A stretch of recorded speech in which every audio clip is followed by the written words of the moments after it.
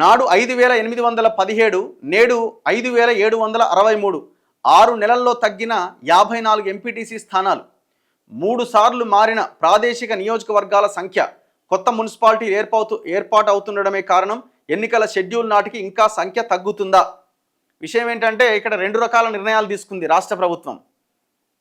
MPTC అంటే ఒక గ్రామానికి ఒక ఎంపీటీసీ ఉంటాడు. ఈ చిన్న చిన్న ఆమ్లెట్ విలేజ్లన్నీ మేజర్ పంచాయతీలో ఉండి ఆ పరిధి అంతటికి ఒక ఎంపీటీసీ ఉంటాడు. సర్పంచ్ పరిధి ఒక భాగం అయితే ఎంపీటీసీ పరిధి ఇంకొంత ఎక్కువ ఉంటుంది.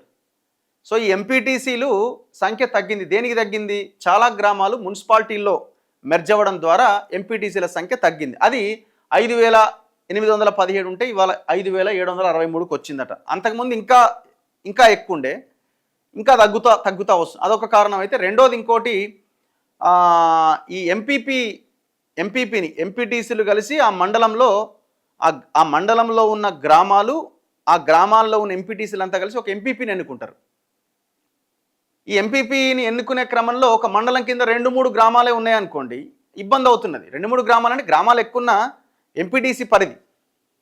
సో అట్లా మినిమం 5 ఉండాలన్నది ఒక ఆలోచన చేసి ఒక నిర్ణయం తీసుకుందాం. అంటే 5గురు కలిసి మినిమం 5, అంతకు మించి పైన ఎంతమంది అయినా ఉండొచ్చు. కానీ మినిమం అయితే 5గురు ఎంపీటీసీలు ఒక పరిధిని డిసైడ్ చేసి ఎంపీపీ ఉండేలాగా ప్లాన్ చేశారు. సో వీటన్నింటి నేపథ్యంలో ఈ సంఖ్య కొంత తగ్గింది, కొన్ని సంస్కరణలు తీసుకొచ్చే ప్రయత్నం చేశారు.